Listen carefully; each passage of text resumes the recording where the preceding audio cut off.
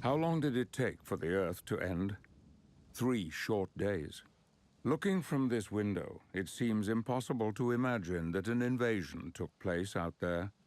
How arrogant we were to assume that we were alone in the universe, and how complacent we had become, going about our little lives, while all the time our world was being watched by an intelligence greater and far less sympathetic than our own.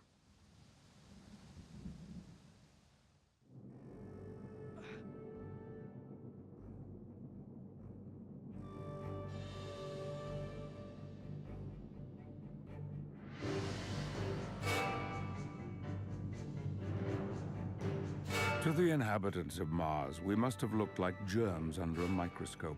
But we were so blinded by our vanity that we could not imagine the possibility of invasion.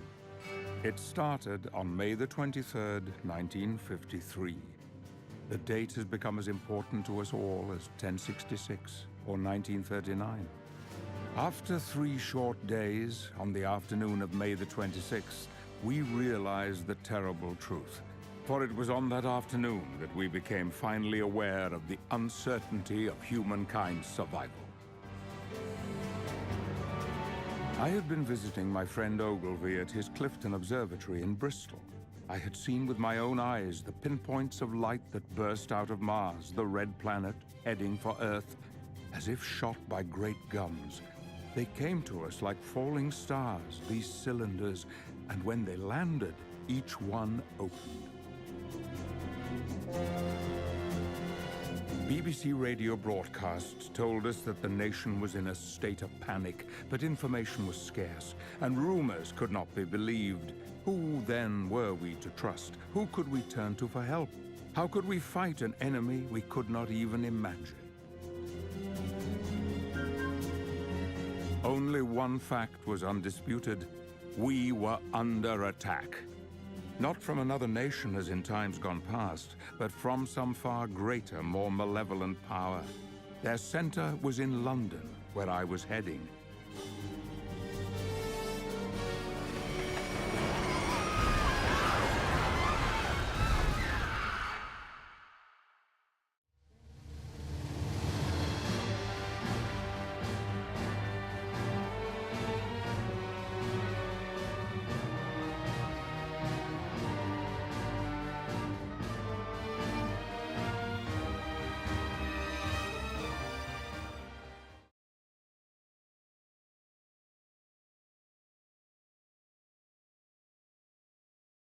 When I came to, I found a scene of utter devastation. Alive and sound in body, thank heaven, but how long had I been unconscious? My watch, the hands had been frozen at the moment of impact. I no longer had any sense of time.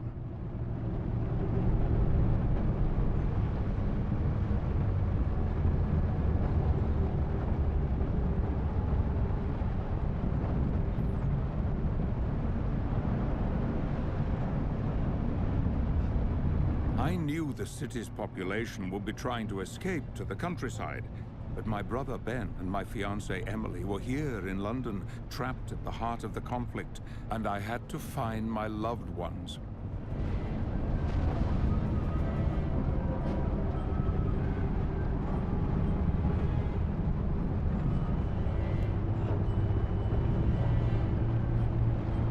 The train looked as if it was a child's toy that had been thrown to the ground.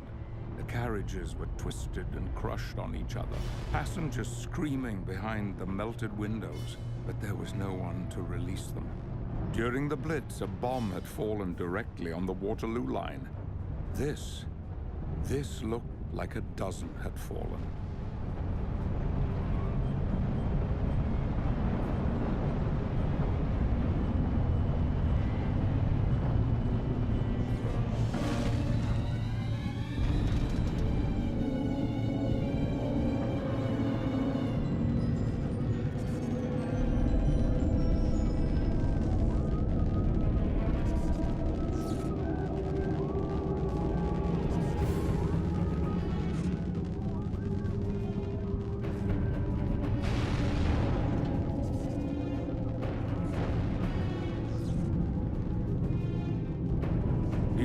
calling for help, desperate for a doctor, a leader, someone who could save them. Guiltily, I passed by.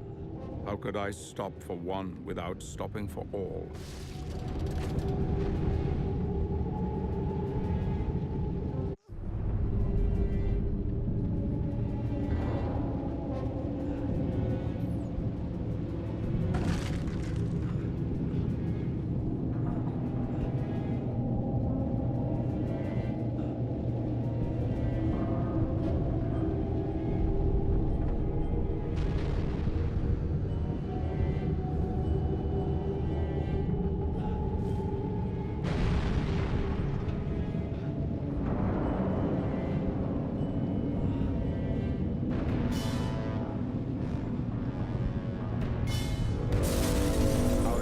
Seemed as tall as Bankside Power Station, fueling an engine more destructive than anything I could imagine.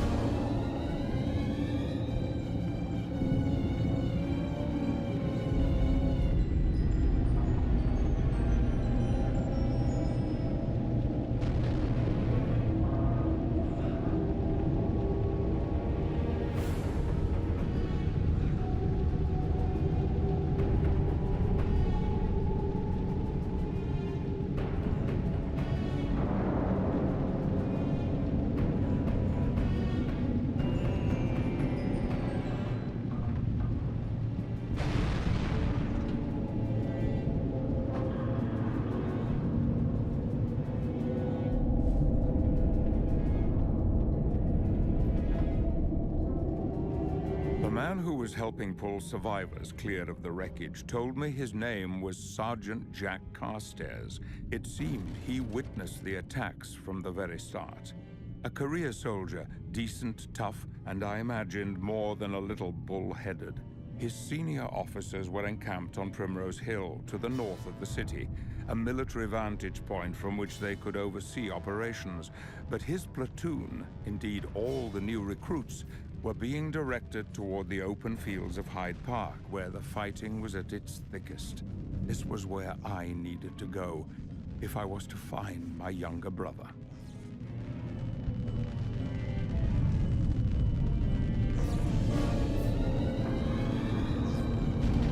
In the space of a few hours, my world had been turned on its head. Already I had witnessed things that would stay with me forever. If the streets around the BBC had been cut off and overrun by the invaders, that meant the whole of the city center, from Westminster to Regent's Park, must already have fallen. Even now, the idea seemed impossible.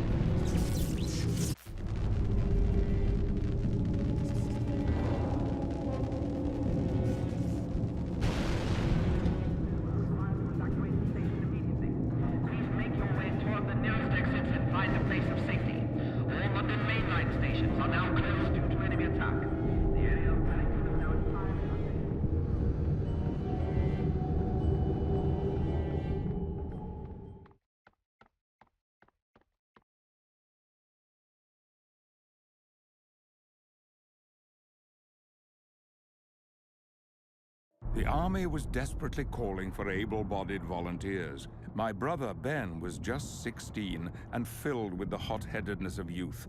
I knew he would try to enlist as a land soldier. Our mother was frightened that he would be killed. And Emily, my beloved fiancée, where would I find her? Surely not among the bookshops of St. Paul's where she was employed. I could not bear to think of her alone and terrified, imprisoned among the ruins of our great city. I felt sure she would try to reach our family home in Stanford Street.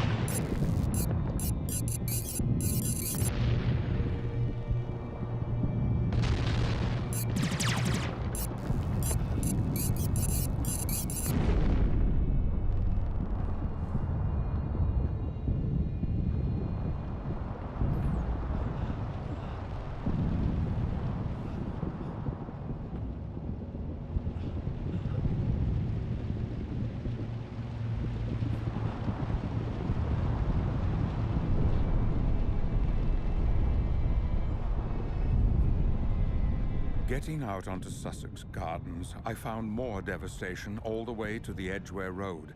Out here, I was vulnerable and exposed. I could see a thick pall of smoke rising from the tube station at Lancaster Gate.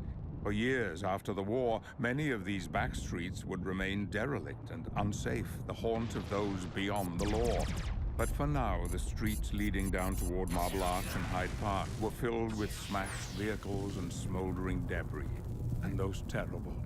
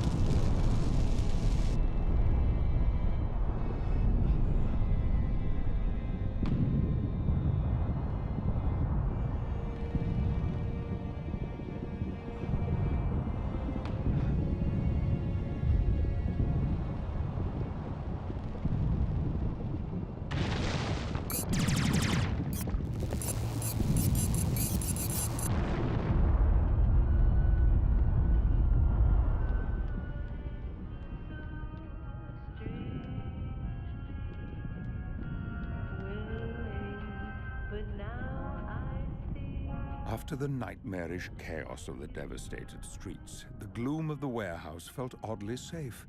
It crossed my mind that I could remain here in the dark, hiding until the danger had passed.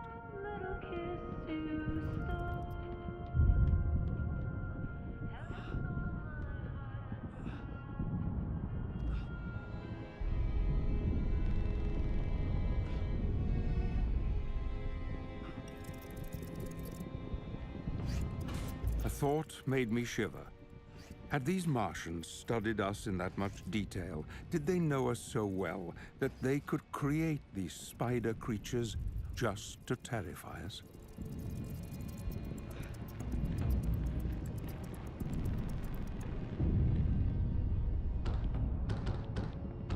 Just as I had watched amoeba moving about on my microscope slide, so the Martians saw us. We were nothing more than germs to be eradicated. To my scientific mind, it made an appalling kind of sense.